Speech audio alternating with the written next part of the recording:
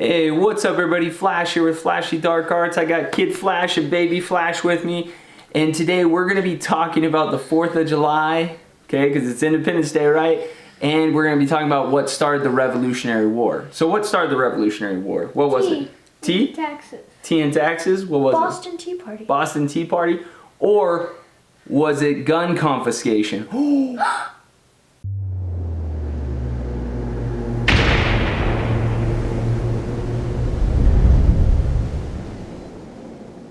So, the start of the Revolutionary War, you had the Stamp Act, right?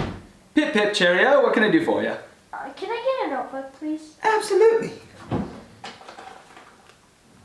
That would be $20. What the fuck? You had the taxes, you had the Boston massacre, okay, and then in 1773 you have the Boston Tea Party. Boston Tea Party! Hey, is that my tea? Oh. Where Sons of Liberty dress up as Native Americans and they throw the tea overboard, right? Pisses the British off to an unbelievable amount, right? They declare martial law on Boston and they send troops in to occupy it, right? Around this time, they start convening that, hey, they're gonna need Minutemen, right? They're gonna need a militia, okay? And nothing's been done yet. Nothing's been done yet. It's not till 2 years later that the British decide to go seize weapons and ammunition in Concord, okay? General Gage of the British Army sends 700 men to Concord. And this is where Paul Revere's Midnight Ride comes in, right? The British are coming, right?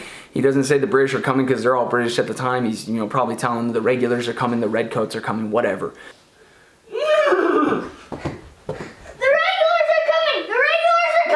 What the hell's a regular?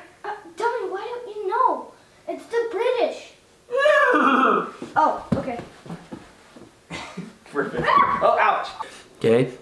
So Paul Revere rides out and he was just one of many messengers. You got gunshots going off, you got bells ringing, you got them lighting the lantern to let them know they're coming by land, okay? Paul Revere, and I believe there's another guy on the trail, Doss, that are going and just notifying everybody, okay? And they wind up running into a young man, Samuel Prescott. Prescott, he's the only one that makes it to Concord, because what happened is around Lexington, you had a few British troops that confront them and take Paul Revere off his horse at gunpoint. Doss books a different direction, and Prescott hauls ass to Concord. Okay, he jumps a wall to get away from them, and he goes all the way to Concord, another 6 miles, right? Whole stretch is about 16 miles. So Lexington is about 10 miles in from Boston, you got another 6 miles to Concord, right? And Paul Revere gets taken down, but they make a stand in Lexington. You got 70 men against the 700 troops that are coming in, right? They line up, point guns at each other, kind of a stalemate, and then to this day, they don't know who fires, but somebody fires. Presumably, it's the Americans because they are untrained, they don't know what they're doing, and they probably open fire. But somebody opens fire, bah, blood is shed, kicks off the Revolutionary War, right? Disperse, ye rebels! No.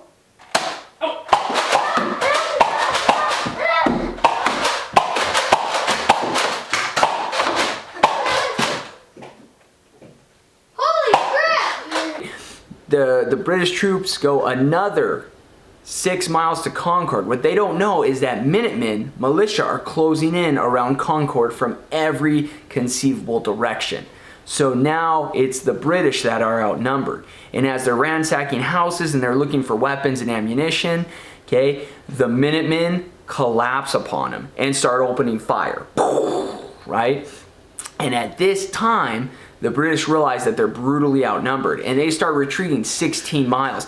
And the militia, the Minutemen, are lining the road and firing upon them. They're not lining up to fight with them anymore. They are firing upon them as they go. So the British troops are getting fired upon from the road, from the bushes, from the trees, and they make it 16 miles back. They lose about 200 men along the way. And they get back to Boston, and Boston gets once again surrounded by militia, by Minutemen. They got about 3,000 troops, and there's a ton, thousands of militiamen coming in, probably closer to 10,000 militiamen. And they're firing down upon Boston, right? And so the British troops, they get in ships and they sail back to England, right? And this was the start of the Revolutionary War. It was because, not because of tea, not because of taxes, it was gun confiscation. Taking weapons and ammunition and people's ability to defend themselves from other people or from the government, from maybe a tyrannical government, is what kicked off the Revolutionary War. So it's important that we don't forget that, because in 2019 we got a bunch of Democrats talking about how, you know, we need to take certain type of weapons away, anything that's an assault weapon, anything that's high capacity, anything that's semi-automatic, which is 85% of the guns. Okay, it's a little absurd to hear this, thinking that our country was founded on gunfire over weapon confiscation. So just something to think about as you celebrate the 4th of July. I hope you have a great Independence Day. Oh, say can you see by the dawn's early light what so proudly we hailed at the twilight's last gleaming, whose broad stripes